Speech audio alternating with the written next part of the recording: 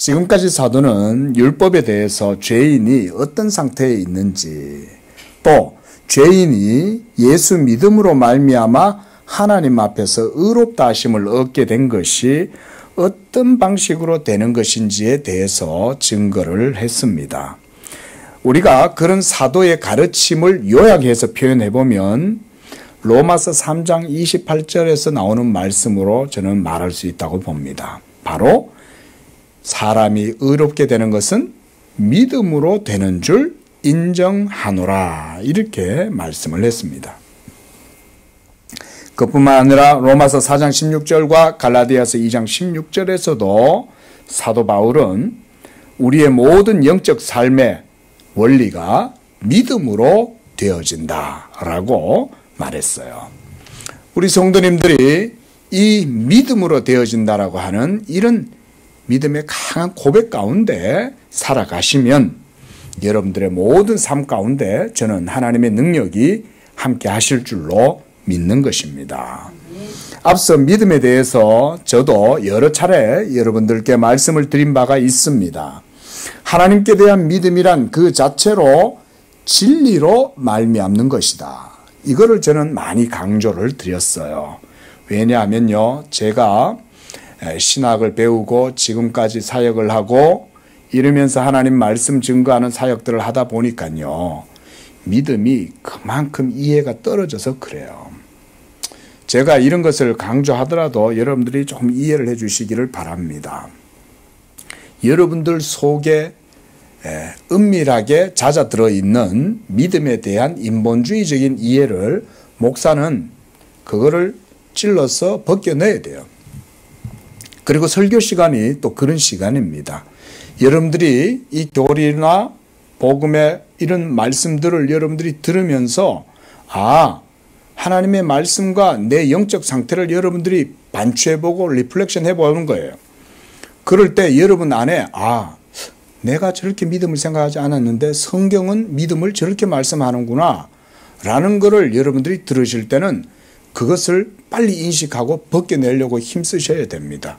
그래야 여러분들의 영적 삶이 진리 가운데서 온전해질 수 있기 때문에 그런 것입니다.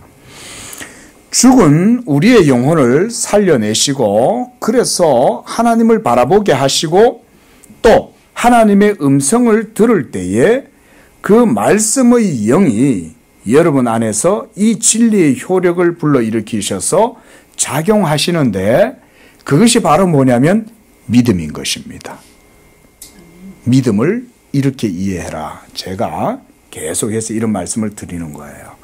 그래서 설교 듣는 것도 개혁주의 교회를 다니려면 여러분들이 그거를 감수하시고 이해를 하셔야 돼요. 개혁주의 교회는 그저 여러분들이 쉽게 알아듣기 쉽고 듣기 좋은 말만 조곤조곤하게 해주고 그래서 축복합니다. 아멘. 이러고 끝나지 않아요. 개혁주의 교회는 하나님의 말씀에 바른 그런 정통성을 세우고 그래서 우리의 믿음이 어찌하든지 하나님의 말씀에 달라붙어 가지고 그 말씀대로 우리의 삶이 이루어지기를 힘쓰고 이렇게 하는 게 개혁주의 신앙이에요. 우리 양재교회가 그런 교회이기 때문에 우리 성도님들도 설교 듣는 스타일을 거기에 맞추셔야 돼요. 그래서 목사가 앞에서 말씀을 강론하면 여러분들이 이 말씀 31절에서 여기서 사도가 말하는 바가 이런 의미구나. 이걸 여러분들이 깊이 목사의 설교와 함께 여러분도 같이 들어가야 돼요. 그러면 저는 이게 하나님을 영화롭게 하는 예배가 된다고 봅니다. 우리가 어떻게 하나님을 영화롭게 해요? 여러분들이 11조를 많이 드려가지고 하나님을 영화롭게 합니까? 또는 여러분들이 막 열정을 다해서 열심히 봉사하고 섬기면 하나님을 영화롭게 합니까? 그런 것들은 2차적인 거예요. 그런 걸 통해서 하나님의 영광 받지 않으신다는 말이 아니라 말씀드렸듯이 우리는 신앙의 본질을 바르게 이해해야 되는 거예요. 그래서 마리아와 마르다 두 자매가 예수님 앞에서 다투잖아요. 마리아는 예수님 말씀 듣고 싶어가지고 예수님 앞에 길을 쫑긋하고 이렇게 듣고 있는데 마르다는 예배는 안 드리고 가가지고 막 식당에 가가지고는 맨날 막 멸치 육수나 끓이고 있고 이러고 있는 거예요. 말씀 안 들어. 예수님이 누굴 칭찬해 주는 거예요? 마리아를 칭찬해 주는 거예요. 그러면서 마르다를 은근히 예수님이 교훈을 주시잖아요. 마르다야, 마리아는 좋은 편을 택했고 너는 신앙생활을 해도 맨날 분주하고 바쁘고 일하는 것만 좋아하고 봉사하는 것만 그게 예배인 줄 아냐? 예수님이 그 말씀해 주신 거 아닙니까? 우리 성도님들도 그걸 잘 아셔야 돼요. 예배를 드리더라도 하나님께 성공적인 예배를 바르게 드리려면 말씀에 입각해서 말씀대로 예배를 드리는 거. 여러분 그때 하나님 영광이 나타납니다. 단순해요. 영적 원리는. 말씀을 전할 때 그 말씀을 들음으로 아멘하면 거기에서 하나님이 영광 받으시는 거예요. 이게 개혁주의 예배의 기본적인 내용이에요. 기본적인 내용. 자, 말씀드렸듯이 믿음은 바로 성령의 역사를 통한 하나님의 말씀에 의해서 생겨나는 게 믿음이다. 왜냐하면 여러분들의 영혼이 다시 어떻게 되었기 때문에? 살아났기 때문에. 살아났기 때문에 다시금 하나님을 섬길 수 있는 존재가 된 거예요. 예, 들어보세요. 그렇게 해서 우리가 하나님을 믿게 되는 것입니다. 처음에 아담의 형상을 여러분 한번 생각해 보세요. 아담은 무엇으로 지어졌어요? 흙으로 지어졌죠. 진흙으로 하나님께서 이렇게 아담의 모양을 조소를 하신 거예요. 딱 빚어 놓으신 다음에 그럼 그건 아직 사람이에요? 사람이 아니에요? 아직은 사람이 아니죠. 아직은 아담이 아니에요. 그냥 진흙으로 빚어 놓은 것일 뿐인 거예요. 그런데 하나님이 그 코에 생기를 불어넣으셨을 때 비록 그가 뭐가 됐어요? 생명이 되신 거예요. 생명이 된 거예요. 생명이란 말은 살아있는 영적인 존재가 되었다라고 하는 말입니다. 하나님의 형상을 닮은. 그리고 그로 말미암아 이제 그는 더 이상 진흙덩어리가 아니라 하나님과 인격적인 교통과 그분과의 연합이 가능한 형태가 된 거예요. 이게 이제 우리가 존재가 되었다라고 하는 말이에요. 이런 영혼을 소유하게 되었는데 그러나 불행하게도 아담의 범죄로 말미암아 아담 안에서 태어난 현생의 모든 인류들은 다 지금 어떤 상태가 되었냐? 육체가 된 거예요. 여러분, 사륵스. 그냥 육체가 된 거예요. 한마디로 좀 더 제가 거칠게 표현하면 그냥 물질 상태에 불과한 거예요. 아, 무슨 소리요? 나는 선에 대한 개념이 있고 내 안에는 측은지심이 있고 도덕적 선행을 행하고자 하는 열정도 있고 다 있고 한데 나 다른 사람 괴롭히지도 안 하고 선하게 살려고 노력해요. 그런데 왜 나를 물질이라고 부르는 거야? 제가 말하는 기준은 하나님의 생명을 기준으로 했을 때 우리의 상태는 비참한 상태다는 거예요, 여러분. 근데 우리는 다 기준이 어디예요? 인본주의적인 기준이죠, 그죠? 인본주의자들의 기준에 우리들을 생각하잖아요. 우리는 도덕적 형상이 있고, 도덕적 본성이 있어. 우리 안에는 이러면서 그런 거 자랑하고, 또 우리는 자율적인 그런 인간관을 가지고 있고 민주 시민 사회 속에 살아. 우리 대부분 이런 게 기준이잖아요. 그러나 여러분 하나님을 기준으로 인간을 바라봐야죠. 창조주 하나님이 우리를 어떻게 보시느냐, 처음 우리를 지으셨을 때 어떻게 지으셨느냐, 이게 기준이어야 되잖아요. 그게 아니라 인간들끼리 보면 다 도토리 키재기지. 조금 더 뭐 여유가 있어서 선행 행하고 자선을 행하는 사람이 있을 수는 있겠죠. 예? 또 다른 사람보다 좀 더 정의로운 사람이 있을 수 있어요. 불의를 보면 참지 못하고 자기를 불살라가면서까지 정의를 위하여 헌신하는 사람들이 있을 수 있죠.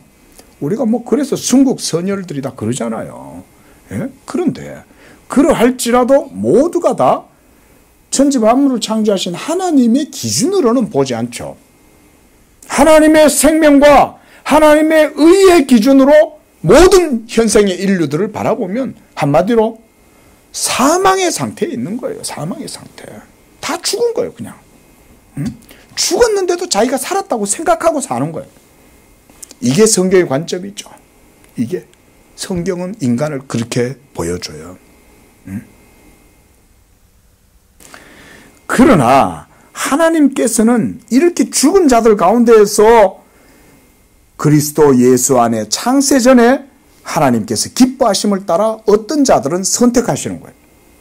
그래서 에베소서 말씀처럼 우리가 그리스도 안에서 예정을 입은 것입니다. 그런데 예정을 입었어도 아직 거듭나지 못하고 회심하지 못하고 영적으로 사망 가운데 있을 때에 그들에게 하나님께서 하늘의 생명을 그들의 영혼에 불어넣으시는 거예요. 오늘 우리 전도사님이 오늘 또 하나님께 기도하면서 또 임마누엘 할렐루야, 임마누엘이란 말만 들어도 좋은 거예요. 왜냐하면 죽은 우리의 영혼에 하나님이 생명을 불어넣으실 때 생명 대신 하나님 그분 자신이 우리 속에 뭘로 들어오시는 거예요? 임마누엘의 영으로 들어오시는 거예요. 그래서 죽은 우리에게 그리스도의 생명을 부어넣어 주시는 거예요. 그래서 이제는 더 이상 육체를 따라 살지 아니하고 영적인 하나님을 향하여 영적 생명체, 의의 존재로 살아가도록 이렇게 하나님이 우리에게 새 생명을 부여해 주시는 거예요. 이게 예수 믿음인 줄로 믿습니다. 예? 이것입니다. 그래서 하나님께서 이 생명을 여러분들에게 주시기 위하여 자기의 아들 예수 그리스도를 영원한 영광의 보좌 가운데에서 보내서 이 땅 가운데 말씀이 육신이 되게 하시고, 그리하여 아들로 하여금 아버지께서 사랑하시는 자, 아버지께서 창세전에 아들에게 주신 자들, 그들을 위하여 아들로 하여금 십자가에서 못 박아 죽게 하심으로 율법의 마침이 되게 하신 것입니다. 율법의 마침이 되게 했다는 말과 오늘 본문은 상당히 관련성이 있어요. 율법의 모든 기능과 율법이 하는 그 모든 일들이 이제는 끝났다는 거예요. 한마디로 수사와 모든 사건이 종결되었다. 예? 법원에서 종결되었다. 그 말입니다. 마쳤다는 말은 그 말인 거예요. 더 이상 율법은 여러분을 정죄하거나 여러분들을 향하여 쏘지 아니한다. 율법이에요. 왜냐하면 예수께서 십자가에서 율법의 마침이 되셨으므로. 그러므로 여러분의 예수 믿음이라고 하는 것, 이것은 그저 우연하게 또는 여러분들의 어떤 종교적인 열정이나 의지에 의해서 또는 인간의 지혜와 또는 인간 자신이 가지고 있는 그런 어떤 자질에서 나온 것이 아니라 하나님의 선택에서 나왔다는 사실입니다. 우리 한번 따라해 볼까요? 믿음은 하나님의 선택에서 나온다. 믿음은 하나님의 선택에서 나온다. 그러니까 우리의 믿음의 기원은 영원하신 하나님의 자비하심과 그 사랑 안에서 그리스도 예수로 말미암아 우리를 택정함을 입었기 때문에 그것 때문에 여러분 안에 믿음이 생겨나는 거예요. 이 믿음으로 우리가 하나님을 예배하면 하나님이 영광을 받으시는 거예요. 예? 이런 게 예배의 기본적인 원리예요. 이 믿음이 하나님을 기쁘시게 하는 것입니다. 이 믿음 때문에 하나님이 우리를 의롭다고 하시는 거예요.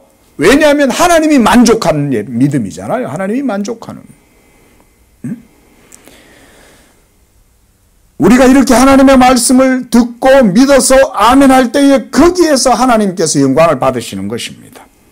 하지만 이것을 알고 인정하고 고백하는 거기에만 멈춰져 있어서는 안 돼요. 이게 이제 인트로가, 오늘 설교의 인트로가 여기에서 이제 끝나요. 이제 시작이. 뭡니까? 예수 믿음이 하나님의 선택에서 나온다는 사실을 인정하고 고백했을 때 이제부터 우리에게 주어진 것은 무엇입니까? 삶인 것이죠. 삶. 이 믿음으로 이제 여러분들에게 주어진 삶을 돌아보라는 거예요. 그러면 오늘 사도 바울이 그 믿음의 상황을 이렇게 표현합니다.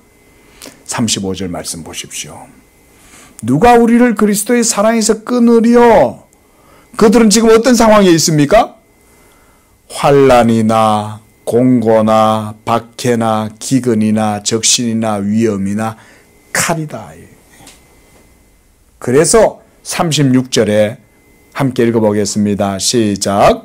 기록된 바 우리가 종일 주를 위하여 죽임을 당하게 되며 도살당할 양같이 여김을 받았나이다 함과 같으니라.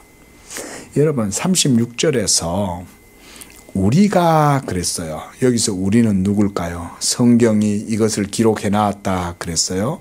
기록된 바 우리가 그랬어요. 우리는 누굴까요? 응? 성도들인 거죠. 예수 믿는 이 땅 가운데서 살아가는 성도들을 우리라고 그러는 거예요. 이 말은 뭐냐면 성도들의 삶의 실존성을 성경이 보여주는 거예요. 예수 믿음으로서 살아가는 성도들이 당할 이 땅에서의 모든 상황, 그게 뭐라는 거예요? 도살당할 양같이 죽임을 당하는 처지에 있다 그 말이에요. 어마어마한 크라이시스가 성도들의 삶 가운데 던져져 있죠. 여러분 이것을 인식하실 수 있기를 바랍니다. 이걸 인식해야 신앙생활이 나이브하게 안 하는 거예요. 이걸 인식해야 신앙생활을 장난으로 안 하는 거예요. 예? 이걸 인식할 수 있어야 여러분들도 신앙의 칼날을 가는 거예요. 전쟁인 줄 모르고 유비무환도 모르고 임전무태도 모르고 그러고 그냥 있으면 언제 적군들이 쳐들어올지 어떻게 알아요? 그러나 저를 알고 나를 알면 영적 전쟁도 마찬가지인 거예요. 예수 믿는 믿음이란 뭐냐? 바로 36절의 상황이 예수 믿는 자들의 상황인 거예요. 응? 우리가 도살당할 양같이 죽임을 당하게 되었다. 응? 모든 세계가 다 그와 같이 성령으로 거듭나서 새 생명을 얻은 여러분들을 향하여 세계가 막 여러분들 쏴보고 있는 거예요. 아이 저게 보니까 코드가 이 세상 사람이 아니네. 아이 저 사람은 보니까 코드가 이상해. 어디 외계에서 왔나? 알고 보니까 성령의 사람인 거예요. 알고 보니까 그리스도 예수 안에서 하나님의 미리 아심받은 자인 거예요. 알고 보니까 하나님의 택하심을 입은 자인 거예요. 알고 보니까 예수의 인치심이 그의 속에 있는 거예요. 이런 사람을 세상이 모를 것 같습니까? 여러분 세상은 이런 사람을 알아봅니다. 마귀도 알아보잖아요. 내 종 욥을 유의하여 보았느냐? 제가 다 봤죠. 마귀도 욥 근처에 얼씬얼씬 걸으면서 다 보고 있었던 거예요. 다 아는 거예요. 에? 여러분 우리가 로마서를 대할 때 제가 전에도 요청드렸습니다. 여러분 우리의 상황을 향하여 눈을 열고 바라보는 거예요. 우리가 왜 예수를 믿어야 되냐? 왜 예수가 우리의 모든 의를 위하여 십자가에서 하나님의 아들이 죽으셔야만 했는가? 뭐 때문이겠어요? 치열한 영적 상황 속에 있기 때문에 그런 거예요. 아니 하나님의 아들이 뭐 할 일 없어가지고 이 땅에 와가지고 십자가에서 죽어요. 뭐 할 일 없이 하나님의 아들이 천지 만물의 창조주가 뭐 때문에 그렇게 이 땅에 오셔야만 했겠냐고요. 뭐 때문이겠습니까?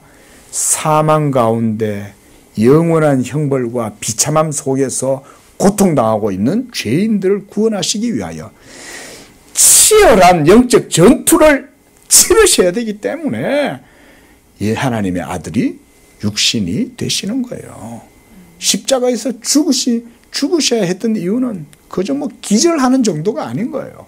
완전한 사망을 하나님의 아들이 직접 자기의 몸으로 감수하셔야만이 여러분들을 짓누르고 있는 완전한 사망이 완전히 박멸되기 때문에 그런 거예요. 그리스도의 죽음이 여러분의 죽음을 이기신 줄로 믿습니다. 이것이 로마서에서 사도 바울이 전하는 강력한 복음의 메시지인 거예요. 예수를 믿으면 이런 능력이 나타난다 이거예요. 예수를 믿으면 이 믿음의 능력의 말씀이 그래서 교회를 세우고 교회의 죽은 영혼들을 살려서 이 교회로 하여금 생명력이 있게 하는 것입니다. 바로 이렇게 영적인 삶이 그리스도 안에서 시작될 때 저는 하나님께서 여러분의 믿음의 분투, 투쟁 그 가운데 함께 하셔서 역사하시고 여러분을 도우시고 친히 싸워 주신다. 이렇게 말씀을 드리는 것입니다. 오늘 사도 바울이 31절에서도 말씀합니다. 이 일에 대하여 우리가 무슨 말 하리요? 하나님이 우리를 위하시면 그랬어요. 우리를 위하시는 하나님. 우리를 위하여 십자가에서 자기를 아끼지 아니하시고 내어주신 그 그리스도 언약의 중보자가 우리와 함께 하심으로 우리가 이 모든 것에서 넉넉하게 이기게 되는 줄로 믿으시기를 바랍니다. 예수 믿는 믿음이 이것을 가능하게 하는 거예요. 믿음이 이기네, 믿음이 이기네, 주 예수를 믿음이 온 세상 이기네. 온 세상을 이긴다. 오늘 찬송가 가사에서 4절에서도 세상의 모든 것을 이긴다고 말했는데 이 모든 게 다 예수 믿음으로 이루어지는 것입니다. 예수 믿음으로. 그뿐만 아닙니다. 여러분, 이런 고백 가운데 여러분이 살아갈 때 하나님께서 이렇게 여러분들을 위하여 도우시고 함께 하시지만 하나님은 여러분의 영적 수고들을 여러분들의 공로로 여겨주셔서 상도 주시는 것입니다. 놀랍죠? 예? 여러분, 제가 공로라는 말을 하니까 혹시 제가 무슨 행위의 공로를 말하는 것이냐, 행위 구원을 말하는 것이냐, 여러분 그렇지 않습니다. 그게 아니에요. 이거는 우리 개혁주의 신앙 교리예요. 이게 교리입니다. 자, 무슨 말이냐? 조금만 들어보세요. 하나님께서 영적으로 다시 살아나고 그래서 예수 믿음으로 의롭게 된 여러분들의 행위를 또한 의롭다고 여겨주시는 거예요. 그러니까 이 행위의 상급은 거듭난 자에게 주시는 거예요. 거듭나지 않은 사람은 아무리 행위로 하나님 앞에 자기의 의를 이루려고 노력해봐도 안 돼요. 하지만 성령으로 거듭나고 예수 믿게 된 자는 그 믿음으로 주어진 삶을 살아갈 때 하나님이 그들의 모든 행위와 수고를 받으신다는 말인 거예요. 예? 그리고 영적 삶을 통한 여러분의 순종과 헌신을 하나님께서 의미 있게 여겨주시는 거, 받아주시는 거야. 이번 한 주 우리 성도님들 모든 삶의 현장에서 믿음으로 살아가신 줄로 저는 믿습니다. 그때 여러분들의 모든 수고, 헌신, 봉사, 이웃사랑, 하나님께 대한 기도, 전체적인 모든 삶의 그 모든 것들을 하나님이 의미 있게 여겨주신다는 말인 거예요. 여러분, 우리 청년 아직 결혼 안 하셨죠? 결혼해가지고 자녀를 길러보면 그런 마음을 조금 이해가 쉽습니다. 여러분, 자녀가 부모님을 위해 가지고 막 이렇게 아빠 구두를 닦는다고 닦아요. 또 엄마 다리를 주물러 준다고 막 뭐 아빠가 다리를 주물러 주면 지도 옆에서 같이 막 엄마 다리 주물러 주고 있어. 그러면 누가 더 효율이 좋아요? 아빠가 더 좋겠죠, 그렇죠? 근데 엄마는 누구 걸 더 좋아할까요? 아들 걸 더 좋아해. 아들은 제대로 주무르지도 못해. 눌러도 효력도 없고. 근데 아들 게 더 좋아. 여러분, 아들이 한 거는요, 버리지도 못해요. 저희 집에 가보세요. 집에 가면 아들이 막 장난치면서 만들어놨던 쪼가리들을 못 버리고 그거를 그냥 가지고 있어. 집 저만큼 컸는데도. 예? 막 깨지고 부셔지고 이게 뭐 너무 조악하게 만들어놔가지고 이게. 근데 이게 집이 어지러우니까 버리긴 버려야 될 것 같은데 이걸 못 버리는 거예요, 이게. 뭐 때문에? 아들이 만들어 놨기 때문에 이걸 못 버리는 거예요. 자, 아들이 만들어 놓은 게 공산품이 될 수 있습니까? 예? 그게 재화가 될 수 없어요. 그런데 부모는 그것을 귀하게 여기죠. 여러분, 하나님이 예수 믿고 성령으로 거듭난 여러분들의 작은 몸짓 하나도 하나님은 그렇게 보십니다. 그러니까 우리가 믿음으로 뭔 수고를 하고 뭘 해도 그게 뭐 얼마나 대단하겠어요. 예? 뭐 엄마 다리를 주물러준들 보면 아빠가 보면 제대로 하지도 않아. 그러면 아빠는 막 뭐라 그래. 야, 좀 제대로 해, 제대로. 그래서 막 잔소리를 해. 근데 엄마는 그래도 그게 좋은 거야, 그냥. 예? 잘해서 하나님이 기뻐하시는 게 아닌 거예요. 하나님의 사랑에 흡족하니까 아무리 연약하고 부족해도 믿음으로 하는 건 하나님이 다 거기다 표창장을 주는 거야, 표창장을. 응? 야, 이거 내 백성, 내 자녀가 이번 주에 직장생활을 하면서 열심히 한 거야. 내 자녀가 성령으로 믿음으로 행했으므로 내가 이것을 기쁘게 받아. 그 복을 주는 거야, 복을. 그 여러분 때문에 예수 믿지 아니하는 그 다른 분들이 주변에서 이제 혜택을 보는 거예요, 혜택을. 이런 게 우리 개혁주의 신앙의 실제적이고 실천적인 신앙인 거예요, 여러분. 얼마나 여러분 교리는 삶에서 괴리되지 않아요. 우리 양재교회가 교리를 강조하는 이유는 삶을 강조하기 때문에 그런 거지 교리 그 자체 교주주의가 아니에요, 우리는. 예? 얼마나 감사합니까? 그래서 여러분들이 성령으로 거듭나고 믿음으로 의롭다함을 얻게 될 때 믿음으로만 의롭다함을 얻는 게 아니라 행함도 하나님이 의롭다고 여겨주시는 거예요. 이거를 우리 개혁주의 교리에서는 이중은혜의 교리다라고 가르쳐요. 그래서 예수 믿음과 삶은 결코 떨어지지 않는 거야. 떨어지면 이거는 건강한 신학이 아닌 거야. 건강한 신앙이 아닌 거야. 예수 믿음에 대한 그 고백이 삶이 되면 하나님이 영광 받으시는 거야. 이런 게 개혁주의 신앙이에요. 예. 자, 그래서 여러분들이 이번 한 주도 하나님의 말씀을 따라서 순종적 삶을 살고 믿음으로 살려고 노력할 때 여러분들의 행위를 하나님이 의롭다 하실 뿐만 아니라 잘해서 의롭다고 해주시는 게 아니에요. 예수 믿어서 하나님이 의롭다고 해주시는 거예요. 그럴 때 그 행위에 따르는 상급도 하나님이 주신다. 제가 아는 어떤 목사님이 자주 이런 비유를 드는데 아들이 아빠 구두를 막 닦아. 돈 벌려고. 용돈 벌려고. 그래 나가봤더니 까만 구두에 갈색약을 칠해놔가지고 엉망이 된 거예요. 그 하얀 양말을 신었더니 구두약이 막 다 묻었어, 양말에. 주고 싶겠어요? 안 주고 싶겠어요? 주고 싶지. 자녀가 닦았는데. 잘 못해도 자녀가 아빠를 위해서 한 거야. 속으로는 물론 이제 용돈 좀 바라고 했겠지만 그래도 어때요? 주죠. 근데 구두 닦기가 하면 어때요? 줘요?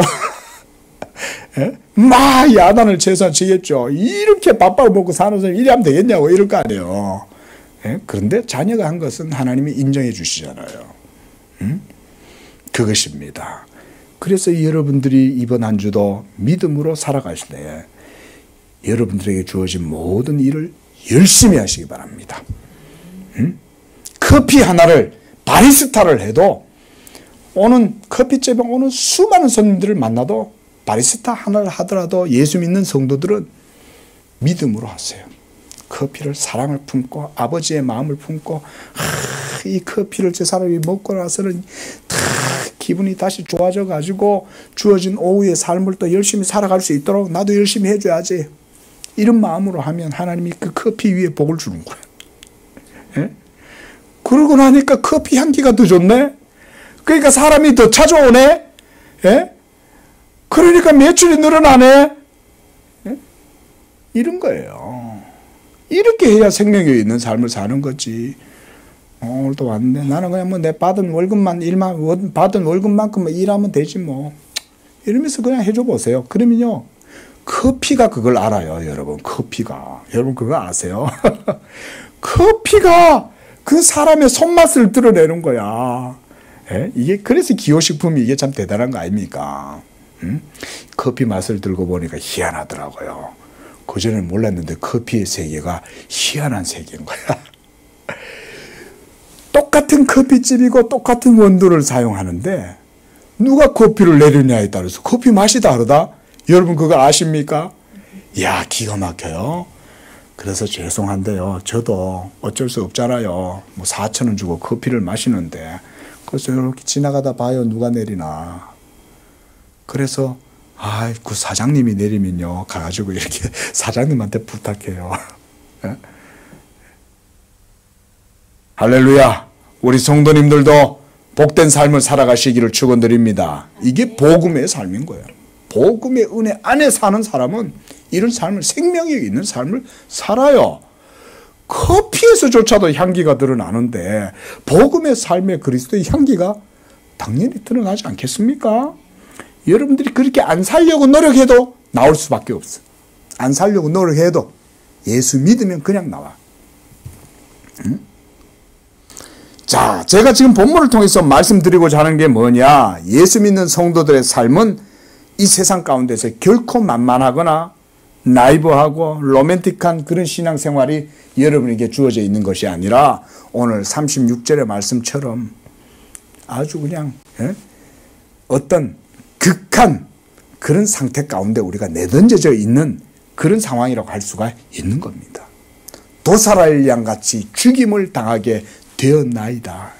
이게 우리의 삶의 실존성인 거예요. 무엇보다 마귀가 여러분들 미워하겠죠. 그리고 예수 믿지 않는 사람들, 세상 사람들이 여러분들을 미워하겠죠. 까닭 없이 저희가 나를 미워한다 그랬어요.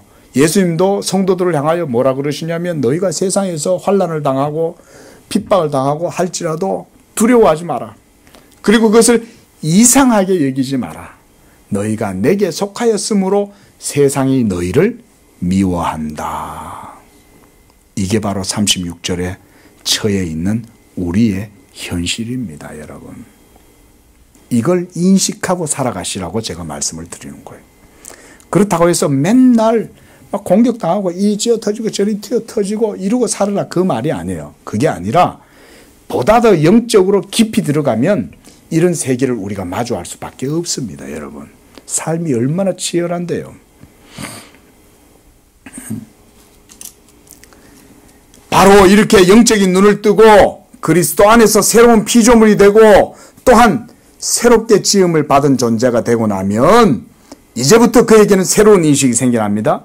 여러분에게는 새로운 세계에 대한 인식이 생겨나요. 여러분 기억나십니까? 제가 몇 주 전에 영화 매트릭스 얘기해 드린 거 기억나시죠? 영화 매트릭스의 주인공 네오, 키아누 리브스 주인공이잖아요. 그렇죠? 근데 그 네오가 그 빨간 알약을 먹고 현실을 깨닫고 나니까 세상을 객관적으로 보기 시작한 거죠. 그동안 매트릭스 구조 속에서 그저 길들여져서 살아가던, 한마디로 육체에 길들여져 살아가던 매트릭스인 거예요. 매트릭스. 근데 그 육체의 상태를 벗어나게 돼서 현실을 보고 나니까 현실이 어때요? 처참한 현실이죠. 전투 가운데 있는 현실인 거죠. 저는 그런 의미에서 매트릭스 영화를 제가 비유로 드렸던 거예요. 여러분, 율법을 대하고 그 율법의 의로 말미암아 하나님께 의롭다함을 얻지 못하고 예수 믿음으로 의롭다함을 얻게 된다는 사실을 깨닫고 성령으로 거듭난 사람은 이 모든 세계가 새롭게 인식되는 겁니다. 그렇게 될 수 있기를 축원드립니다. 그렇게 되면 슬퍼지는 게 아니라 이제는 진짜 자유를 누리는 거예요. 매트릭스 속에서는 진짜 자유를 누리지 못했던 거야.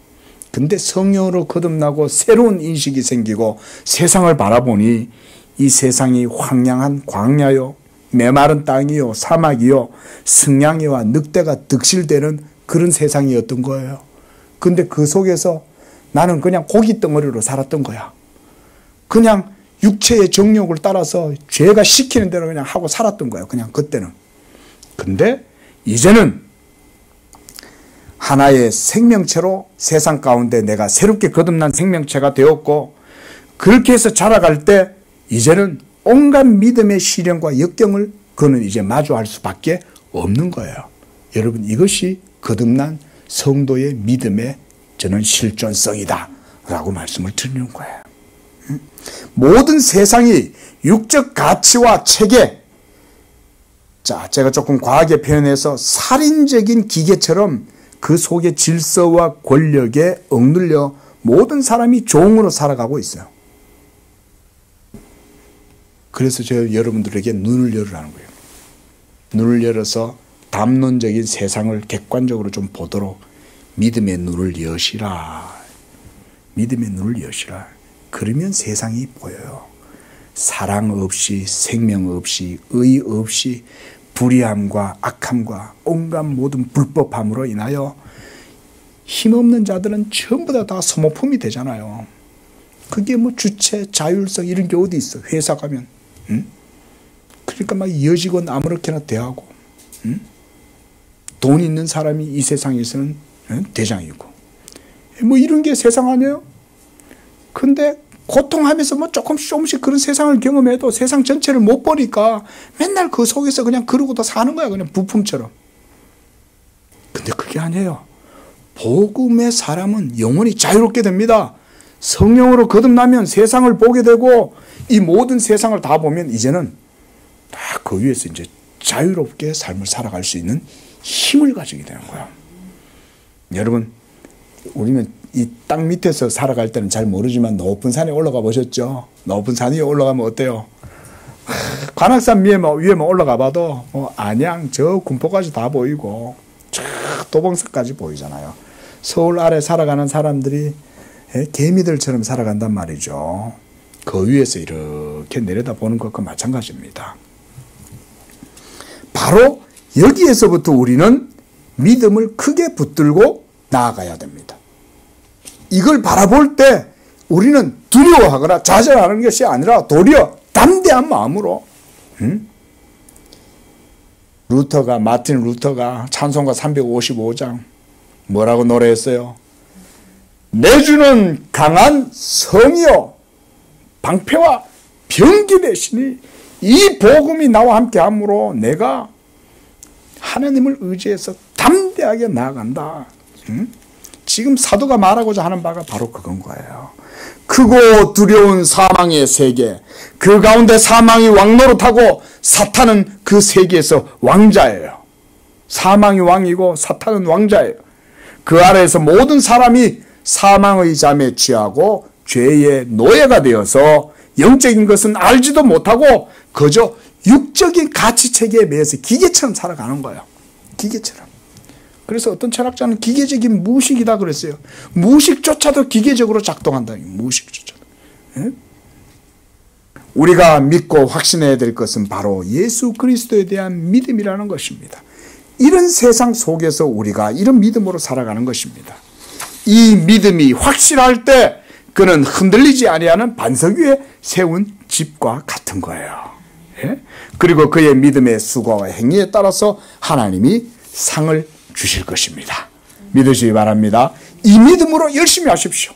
커피 하나를 타도, 커피 하나를 내려도 이런 열심으로 하십시오. 이런 마음으로. 그러면 하나님이 여러분의 삶에 복을 주시는 거예요. 그래서 여러분들이 행하는 모든 것들마다 아름다운 열매가 맺히고 향기가 드러나서 이루어지게 하시는 것입니다. 진실됨으로 하시기 바랍니다. 정직함과 성실로 행하시기 바랍니다. 믿음으로. 그러면 모든 것 위에 하나님이 은혜를 더하여 주신다. 자, 이렇게 바로 하나님께서 우리의 모든 상황을 바라보시면서 그 속에서 성도가 믿음으로 어떻게 서 있어야 하며 영적으로 어떤 마음을 가져야 하는지를 말씀하고 있는 것입니다. 이렇게 이제 32절에서 사도 바울은 아들을 아끼지 아니하시고 우리 모든 사람을 위하여 하나님이 내어주셨다라고 말합니다. 저는 이것이 여러분들에게 위로가 되고 담대함이 될 수 있기를 바랍니다. 하나님이 나를 위하여 이와 같이 자기 아들조차도 내어주셨다면 그 아들과 함께 모든 것을 또한 우리에게 주시지 아니하겠느냐. 그리스도 예수 안에 있는 모든 복음의 부요함을 하나님이 이와 같이 우리들에게 베풀어 주시는 것입니다.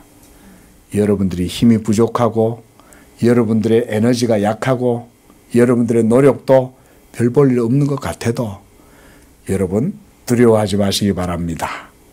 힘내시기 바랍니다. 내가 조금 딸리는 것 같고 어떻게 해야 되나 우물쭈물하고 그런 상황이 있다 해도 두려워하지 마세요. 믿고 행하면 하나님이 함께 역사하실 것입니다. 왜냐하면 자기 아들도 아끼지 아니하시고 우리를 위하여 내어주셨기 때문에. 또한 33절에서 사도 바울은 이런 확신을 우리에게 줍니다. 우리 33절 함께 읽어봅니다. 시작. 누가 능히 하나님께서 택하신 자들을 고발하리요 의롭다 하시는 이는 하나님이시니. 34절 누가 정죄하리요. 삶을 살다 보시면요, 항상 모든 문제의 핵심은 이 의가 작용하고 있습니다. 의의 문제입니다. 여러분 삶의 중심을요 깊이 깨뜨려 볼 수 있어야 됩니다. 복음의 성도들은 복음의 진리를 믿기 때문에 우리는 삶의 중심을 볼 수 있어야 돼요. 그 모든 삶의 중심에 뭐가 있냐? 의의 문제가 있다. 의, righteousness, 디카이오시네. 의. 이 의가 여러분들의 모든 삶의 중심이고 근본이고 토대가 되고 동기가 됩니다. 모멘텀이 됩니다. 이것이. 이 문제를 직시하셔야 돼요. 복음의 성도는 이것을 굳게 붙들고 살아야 됩니다. 그러면요, 모든 삶이 제자리를 차지합니다. 그러면 거기에서 진짜 질서가 이루어지고 여러분들의 삶의 전문성도 거기서 나옵니다. 삶의 능력도 거기서 나올 뿐만 아니라 흔들리지 아니하는 스테빌라이저한 그런 삶 자체가 견고하게 세워지는 것도 의를 직시하고 있으면 됩니다. 근데 대부분 거기에 관심 없죠. 의에 누가 관심을 가지고 살아요. 목사가 이렇게 얘기하니까 그렇죠 뭐 이럴지 모르지만 실제로 삶을 살면 포커스를 거기에 안 맞추고 살죠. 대부분 다 내가 오늘 뭘 어떻게 먹고 살아갈까, 뭘 하고 살까 이런 거 신경 쓰지 의를 누가 중심에다 두고 생각하고 살아요. 응? 그러나 성경은 너희가 먼저 그의 나라와 그의 의를 구하라. 하나님의 모든 의가 성도의 모든 삶의 중심이 되는 거예요. 우리가 예수 믿음으로 우리가 어떻게 돼요? 의롭게 되잖아요. 여러분들의 모든 믿음의 삶은 의의 삶이 되는 거예요. 그 모든 중심에는 바로 의가 있는 거예요. 의. 이것을 인식하고 살아가는 사람은 온전한 삶을 살아갈 수가 있어요. 그리고 삶의 중심이 세워지기 때문에 그의 모든 삶은 질서가 잡힙니다. 떠돌아다니고 막 맨날 이리저리 한 사람은 삶의 중심을 세울 수가 없습니다. 그러나 예수 믿음과 의가 그 모든 중심에 있다는 것을 아는 사람들은 흔들리지 아니하는 이런 중심된 삶을 살아갈 수가 있어요. 이 의의 삶을 살려면 우리가 어떻게 해야 될까요? 예수를 믿는 믿음이 날마다 강해져야 되는 거예요. 왜냐하면 우리가 믿음으로 하나님께 의롭다함을 얻잖아요. 예? 그리고 그 의로운 삶을 날마다 삶 속에서 살려면 그 의로운 삶이 되기 위해서는 뭘 해야 되겠어요? 우리의 믿음이 온전해져야 되겠죠. 믿음이 온전해지면 의로운 삶을 살고 의로운 삶을 살면 여러분들의 삶이 복된 삶이 되기 시작하는 거예요. 세상에 많은 사람들이 고난과 역경을 통해서 배우는 게 뭔지 아세요? 의입니다. 많은 사람들이 뭐 세바시 이런 데 나와가지고 내가 인생에서 자수성가했고 내가 이렇게 살았고 이런 얘기들을 많이 하시는데 여러분 모든 삶의 중심에는 의가 있다. 다시 한번 말씀을 드리는 거예요. 우리 젊은 청년들 여러분 그걸 배우셔야 됩니다. 인생에서 그걸 배우면 여러분들의 삶은 바른 하나님의 말씀 가운데 딱 세워지게 됩니다. 아, 의가 중요하구나. 내가 중요한 것보다 더 중요한 거예요. 예수 믿는 믿음으로 말미암아 하나님이 나를 의롭다고 하실 때 그 믿음의 삶이 의를 세우는 삶이 되면 내 삶이 흔들리지 아니하는 진리 가운데 서는구나. 이것들을 배우게 됩니다. 그만큼 의는 치열한 우리의 삶의 중심에 있어요. 그래서 이 의의 이 고지가 빼앗기면 육체에 빼앗기면 내 삶이 넘어지는 거예요. 예? 고지전을 하잖아요. 전투를 벌이면. 그 고지전에다가 우리 깃발을 갖다 끼우는 거지. 대한민국 깃발을 갖다가 탁 끼우고 우리가 고지를 점령했다 하겠지만 어느 순간 내가 또 육체에 밀리면 그 고지는 또 밀려나는 거예요. 예전에 그랬대지 않습니까? 그렇죠? 전투를 벌이면 6.25 전쟁 때도 고지를 하루에도 몇 번이나 빼앗겼다가 다시 세우고 다시 빼앗고 그랬대잖아요. 수복하고. 여러분들의 삶의 중심에 의의 깃대가 믿음으로 굳건하게 서면 그 가운데에서 여러분들이 복된 삶을 살아가는 것입니다. 그만큼 의가 중요한 거예요. 바로 예수님이 자기 자신을 우리를 위하여 십자가에 내어주신 것은 이 의를 세우기 위함이었던 거예요. 그래서 우리가 복음을 깊이 배우면 여러분들의 삶의 깊은 철학을 배우는 것과 똑같은 거예요. 철학을 잘 배워서 삶을 살지는 못해요. 하지만 복음을 깊이 있게 배우면 복음이 여러분들의 삶을 철학적 삶이 되게 해줘요. 그리고 흔들리지 아니하는 지식 있는 삶이 되게 해줍니다. 그러면 여러분들이 의로운 삶을 살게 되는 것입니다. 33절 보십시오. 누가 능히 하나님께서 택하신 자들을 고발하리요. 고발이잖아요. 여러분들이 고발을 당해도 아무런 혐의를 찾지 못한다면 그 고발하는 것이 무슨 소용이 있겠어요? 그렇죠? 예? 여러분들이 왜 혐의를 찾을 수가 없어요? 여러분들에게서? 왜 하나님이 또한 율법이 여러분들에게서 왜 혐의점을 찾지 못합니까? 여러분들에게서 공소시효가 만료가 됐기 때문에 그런 거예요. 예수 십자가에서 모든 율법의 정죄와 쏘는 것이 다 십자가에 못 박혔고 그래서 싹 다 제거되었기 때문에 하나님이 율법 정서를 십자가에 못 박아버린 거예요. 사도 바울은 골로새서에서도 그렇게 말했었어요. 예? 율법 정서를 십자가에 못 박았느니라. 십자가에 못 박힌 건 누가 못 박혔어요? 예수님이 못 박혔죠. 그런데 사도 바울은 실제로는 예수가 못 박혔다라는 표현을 하지 않고 율법 증서가 십자가에 못 박혔다고 말했어요. 그 말의 의미가 뭡니까? 예수님의 죽으심은 율법의 종결이다, 완성이다, 마침이다, 다 이룸이다. 다 똑같은 말인 거예요. 그러니까 더 이상 율법은 여러분들을 정죄하거나 판단하지 않는 거예요. 그래서 누가 하나님의 택하신 자들을 고소하리요, 고발하리요라고 말하는 것입니다. 그리고 의롭다 하신 이가 하나님이시다. 하나님이 의롭다고 하시는데 누가 우리를 정죄하겠는가? 그 말씀을 하는 것입니다. 자, 정리하자면 이래요. 의의 기초는, 여러분들의 의의 기초는 여러분들의 믿음 자체라기보다 사실은 예수님이 우리의 의의 기초예요. 그렇죠? 그리고 우리가 그 예수님을 믿었을 때 하나님은 우리를 의롭다고 해주시는 거예요. 여기에 하나님의 자비하심이 나타납니다. 여러분이 행위로 의롭다함을 얻는 게 아니죠. 십자가에서 모든 의를 이루신 예수님을 여러분이 믿었는데 그 믿음을 여러분의 의로 하나님이 여겨주시는 거예요. 자, 잘 보세요. 그러면 나는 아무것도 한 게 없고 십자가에서 의를 이루신 예수님을 믿기만 했는데 하나님이 그를 믿는 여러분을 의롭다고 해주셨단 말이죠. 또 의롭다고 해주실 뿐만 아니라 우리가 그 믿음으로 살아갈 때 모든 행위도 하나님이 의롭다고 여겨주시는 거죠. 자, 이렇게 의롭다고 해주시는 하나님의 뭘 봐야 되냐? 따라합니다. 자비. 하나님의 자비가 거기에 나타나는 거예요. 내가 행함이 없는데, 수고도 없고, 값도 치르지도 않았는데, 하나님이 여러분을 인정해 주는 거예요. 뭘로? 하나님의 자비하심으로 그걸 받아주는 거예요. 그런데 그 자비하심은 뭐가 기초예요?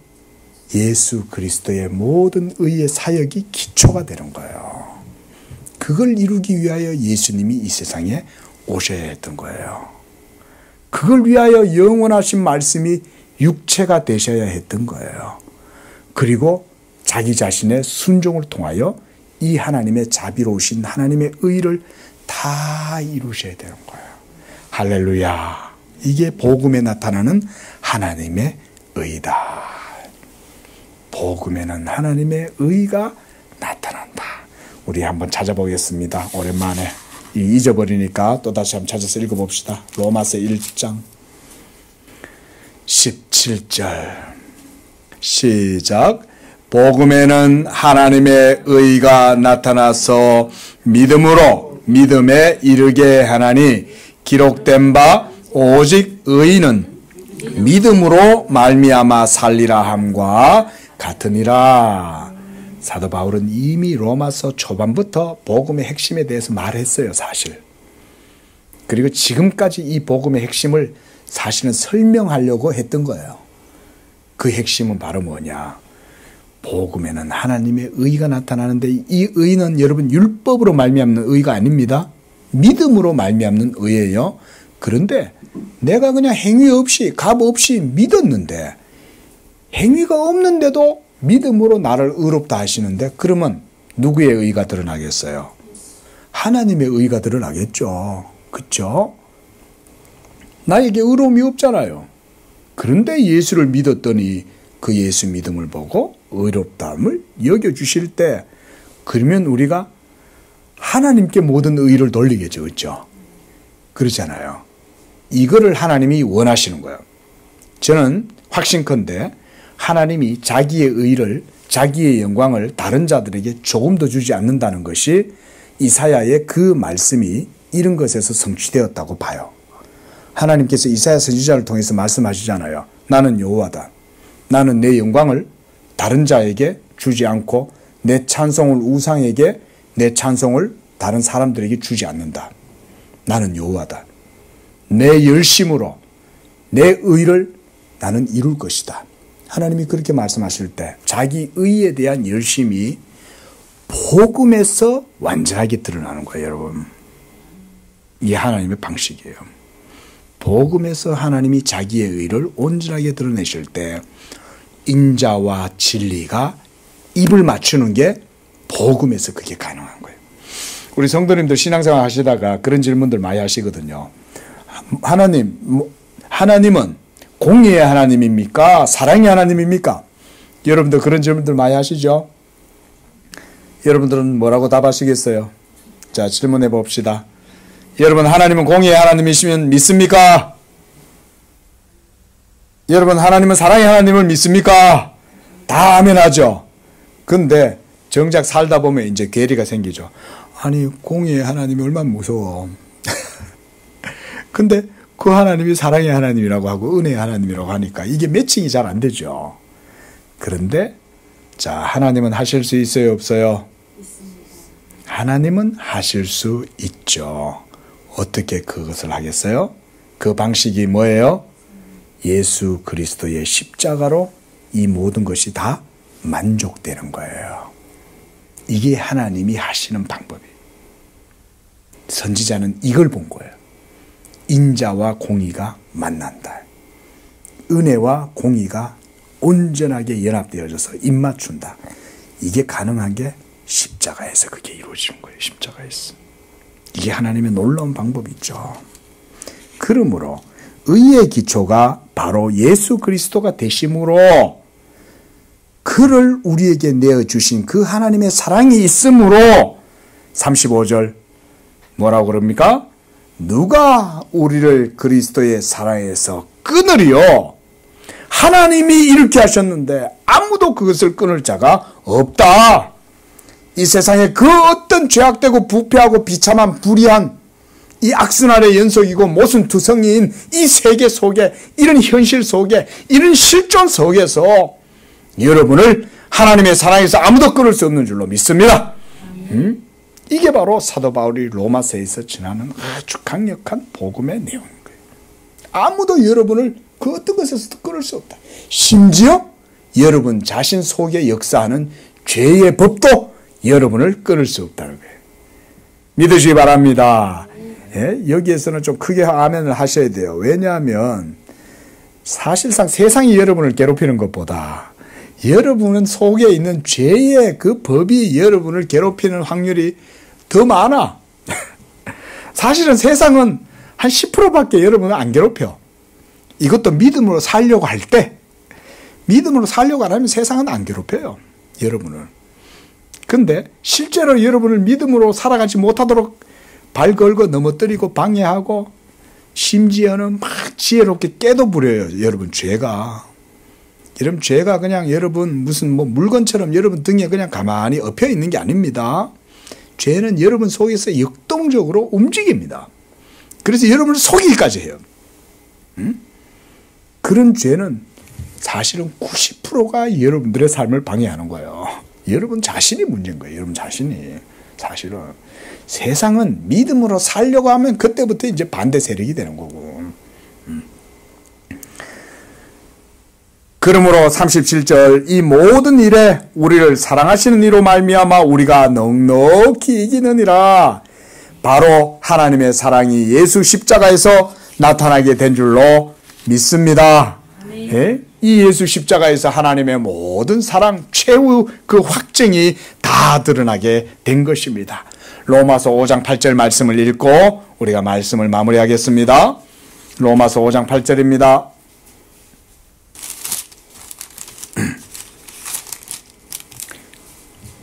자, 우리 크게 이 말씀을 읽었으면 좋겠어요. 시작.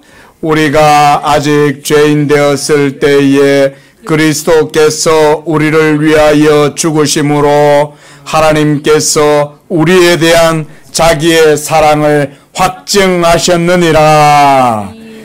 예수 믿는 여러분들의 삶은 하나님의 진리 가운데 있는 삶이고 그것은 성령의 인도하심을 따라 믿는 삶이고 여러분들이 그 믿음으로 살아가면 행하는 모든 일들마다 이 하나님의 사랑의 효력, 진리의 효력이 드러나서 여러분들이 끓이는 커피 한 잔에도 하나님의 향기가 나타나게 하시는 줄로 믿습니다. 이 믿음으로 여러분들에게 주어진 이 한 주의 삶도 넉넉히 이기게 되는 그런 복된 복음의 삶이 되시기를 축원을 드립니다. 기도하십시다. 자비로우신 하나님 아버지, 감사와 찬양과 영광을 드립니다. 그리스도 예수 안에서 창세전부터 무한한 자비하심으로 우리를 예정하시고 택하셔서 이와 같이 때가 되어 이제 예수를 믿게 하시고 성령 주셔서 아버지여 새 생명의 삶을 살아가게 하시니 감사합니다. 우리 양재교회 성도들 이 복음의 신앙과 이 진리의 믿음을 가지고 이 땅 가운데 살아갈 때 아버지께서 우리 성도들의 모든 삶을 기뻐하실 줄로 믿습니다. 아버지 하나님 저들을 축복하여 주시사 믿음으로 행하는 모든 일들 위에 복을 주시고 향기롭게 하셔서 우리 성도들이 주어진 모든 삶의 현장에서 작은 일 하나조차도 사랑으로 행하고 믿음으로 행하고 성령을 힘입어 행할 때에 아버지께서 축복하여 주셔서 아버지의 복된 열매가 맺히게 하시고 형통한 복도 허락하여 주시옵소서. 그리하여 이 복음의 영광과 복음의 탁월함이 우리 성도들의 모든 믿음의 삶 가운데 드러나서 하나님께 영적인 산제사가 되게 하시며 복된 삶 되게 하여 주시옵소서. 예수님의 이름으로 기도합니다. 아멘.